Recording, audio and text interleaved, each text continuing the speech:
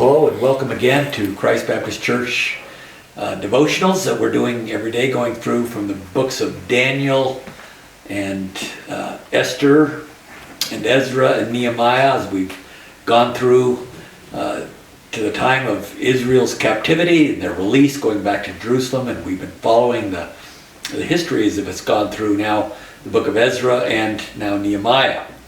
And we find ourselves in Nehemiah chapter 2, where we are in the 20th year of King Artaxerxes. This is Artaxerxes the first. The year is 444 BC, thereabouts. And it's about 13 years after the book of Ezra had finished. Ezra chapter 10 ends with Ezra having come to Jerusalem and get things sorted out. And it's now 13 years later. And we went through chapter 1 in the previous devotion, and now we're here in Ezra chapter 2, as Ezra just discovered that his city, Jerusalem's been just decimated. Its gates are burned down, the walls are torn apart, and he's just in shock.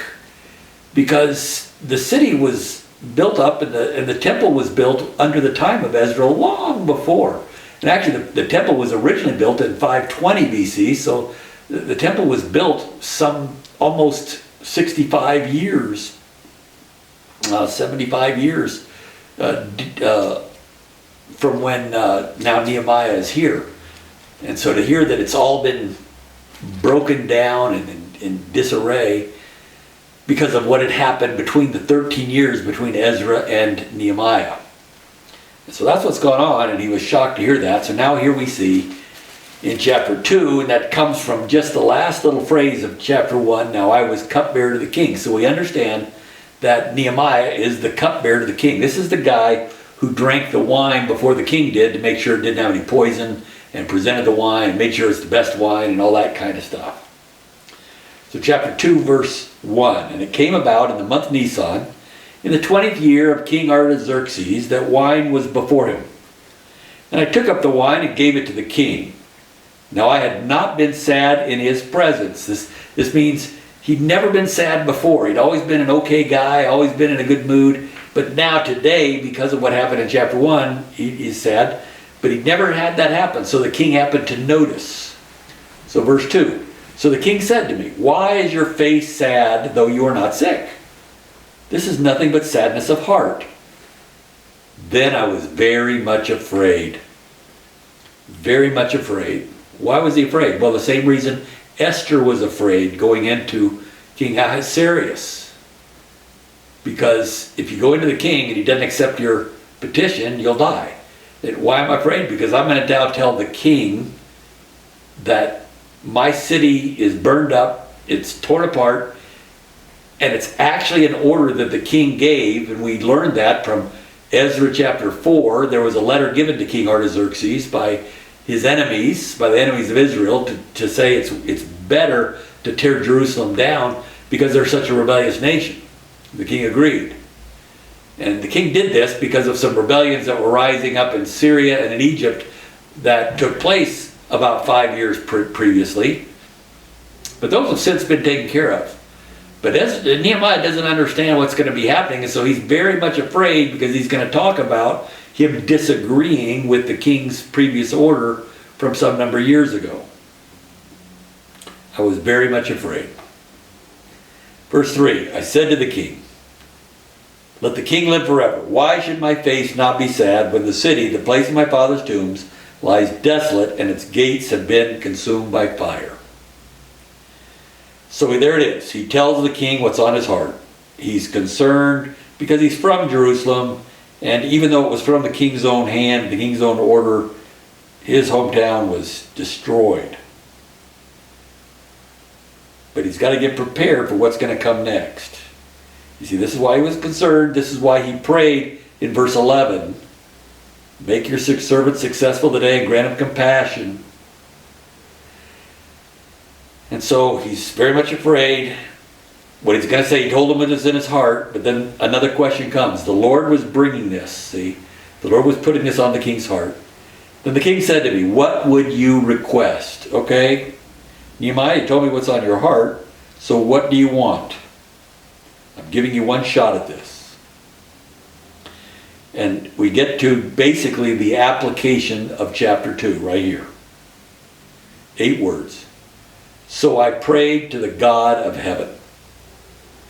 Nehemiah was given a chance to say something very important, very impactful to the king. He's got one chance. He knew it. He was setting himself up for it because he was sad in the first place. The king questioned why he's sad. Now he's very much afraid to tell him why he's sad. He decided on honesty. He decided to just trust in the Lord, and then he told him. Well, the Lord pressed even further and caused the king to say, well, then, so what do you want? It's a very important question.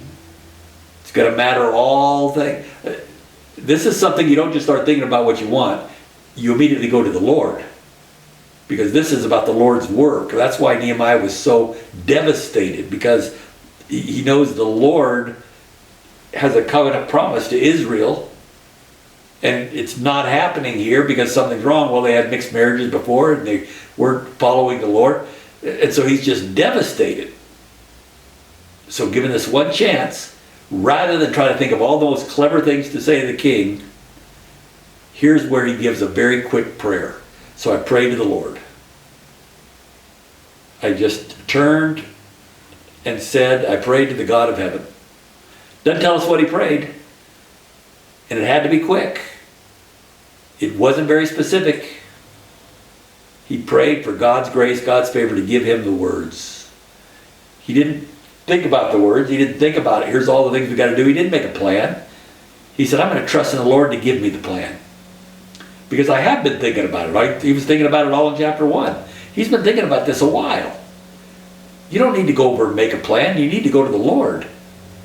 You need the Lord to give you what's needed for the moment. You've done your job. You've done your work. That's the key. Oftentimes we don't do the work and don't do the plan. We don't think ahead. And then disaster comes, or a big moment, a big question comes, and I'm not really ready for it because I didn't prepare. And so then I pray and I think, oh Lord, what can I do? And I begin thinking about how to plan and make it all happen right then. Well, no, that's not the time to plan. Time to plan is when God gave you time to plan. Don't go to prayer thinking God will make your plan for you. No. You got to do your job, which he did. He was ready. He was so ready that when the king says, what's on your heart, he told him because he was aware. And then when the king put him in the moment of crisis, he needed to act with courage, not with content. He had plenty of content. So what do you request? I pray to the God of heaven. I need courage. I need strength. I need the will, and I need the wisdom. I need the winsomeness to say this in the right tone to the king. I already know what I'm going to say. I don't need God to give me the words exactly, the content. I've been thinking about that. That's my job. Oftentimes we don't do our job, and then we ask God to give us the content. No. Do your job, have the content ready to go, and then pray to God that it comes out right. That's what he did. I prayed to the God of heaven. Let's see what he said. Verse 5, I said to the king, if it pleases the king, and if your servant has found favor before you, send me to Judah, to the city of my father's tombs, that I may rebuild it. First request. Send me to Judah, your cupbearer, so that I may rebuild Judah and Jerusalem. Well, then the king said to me, the queen sitting beside him, how long will your journey be and when will you return? We want you back, but I think we can probably spare you. We can let you go. Already he won that argument, that the Lord granted favor. So it pleased the king to send me, and I gave him a definite time. So already he said what was on his heart, and he needed God to give favor to the king. That's what he did. So now here comes the content, verse 7. And I said to the king, if it please the king, let letters be given me for the governors of the provinces beyond the river, that they may allow me to pass through till I come to Judah. And a letter to Asaph, the keeper of the king's forest, that he may give me timber to make beams for the gates of the fortress, which is by the temple, for the wall of the city, and for the house to which I will go. And the king granted them to me because the good hand of my God was on me. See, he knew that God's favor there was because he gave him the opportunity to pray. It gave him the opportunity to answer the king, and he's giving them, the king is saying, whatever's on your heart, I'll give you. And so he's laying it out. So he wants a letter to the governors, beyond the river, so he could pass through unhindered. A letter to the keeper of the king's forest so he can get all the timber he needs. So he's got it all set. Verse 9, then I came to the governors of the provinces beyond the river, gave them the king's letters. Now the king had sent with me officers of the army and horsemen. So in this case, the king sent officers to protect Nehemiah, because Nehemiah was an officer of the court, and gave him a military protection to be able to go down there. And he handed the letters then to all the governors to be able to let him pass. As a result, verse 10 tells us, there were some enemies that came up. When Sanballat the Horonite and Tobiah the Ammonite official heard about it, it was very displeasing to them that someone had come to seek the welfare of the sons of Israel. They thought they had it licked. You see, they're in league with the people who sent the letters to Artaxerxes in Ezra chapter 4. They're the ones who caused Israel to be the walls knocked down and the gates burned. Because once Artaxerxes said, stop, you can't keep going, you can't rebuild the city, they all had to stop. They went back into their homes, and then here come these guys to tear it all down. So they thought they really had it, and they were going to gain control of the whole area. But now here comes Nehemiah with these letters. Those letters were pretty important. Nehemiah had already been thinking about how to do this. He didn't ask for just material and all kinds of supplies. He asked for letters of authority. That's what he got. Then when he came into Jerusalem, we see what happened here. Verse 11. So I came to Jerusalem and was there 3 days. I arose in the night, I and a few men with me. I did not tell anyone what my God was putting into my mind to do for Jerusalem, and there was no animal with me except the animal which I was riding. He wanted to go out in secret at night just to really see what was going on. So I went out at night by the valley gate, in the direction of the dragon's well, and on up to the refuse gate, inspecting the walls of Jerusalem which were broken down and its gates which were consumed by fire. Then I passed on to the fountain gate and the king's pool, but there was no place for my mount to pass. So I went up at night by the ravine and inspected the wall. Then I entered the valley gate again and returned. The officials did not know where I'd gone or what I'd done, nor had I as yet told the Jews, the priests, the nobles, the officials, or the rest who did the work. So he went out on his own secretly, really to see how bad the damage was. And he saw that everything was broken down. The gates were burned with fire. It was just like he was told. But he saw it for himself with his own eyes. And then verse 17. Then I said to them, you see the bad situation we are in? That Jerusalem is desolate and its gates burned with fire. Come, let us rebuild the wall of Jerusalem so that will no longer be a reproach. I told them how the hand of my God had been favorable to me, and I also about the king's words which he had spoken to me. Then they said, let us arise and build. So they put their hands to the good work. You see, they weren't willing to do the work because the last they heard was the letter from Artaxerxes that said, stop building. So they knew they were not under the protection of the king. They were told to stop. They were by themselves here. And then their enemies started tearing things down and burning the gates and all of that. So they had no recourse. They couldn't do anything. But Nehemiah comes along, watches the gates, comes in, and then tells them how he had favor before the king, how his conversation went, the letters that he had. And he basically said, the king's words which he had spoken to me. So he said, here's what the king said. And as soon as they knew they had the king's authority behind them, they jumped in and said, let's arise and build. You bet. When we know we've got the authority, we're moving, which they did. But that doesn't stop enemies. Even when you have the authority to say what you say, the enemies still come. But when Sanballat the Horonite, Tobiah the Ammonite official, and Geshem the Arab heard it, they mocked us and despised us and said, what is this thing you're doing? Are you rebelling against the king? Because they still want to believe the original letter that they sent was still in force, but it was not. Because in Ezra chapter 4, the king did issue a decree, but he said, so now issue a decree and make these men stop work that the city may not be rebuilt until a decree is issued by me. Well, he's now got a decree. He changed his mind and gave it with Nehemiah. So they do have the authority. Just because they have the authority, that doesn't make the enemy stop. They're saying, what are you doing? Are you rebelling against the king? Verse 20. So I answered them and said to them, the God of heaven will give us success, therefore we are his servants, will arise and build, but you have no portion, right, or memorial in Jerusalem. I'm speaking with the authority of the king here. What a great picture for us as we talk about how we share our faith, about how we express the truth of God. That doesn't stop enemies from mocking us. Doesn't stop enemies from rejecting us. Just because you say you have the authority from God doesn't mean people stop what they're doing and they agree with you. No, they're still going to disagree and come at you. But you do have the authority of the king, and so you're supposed to keep talking.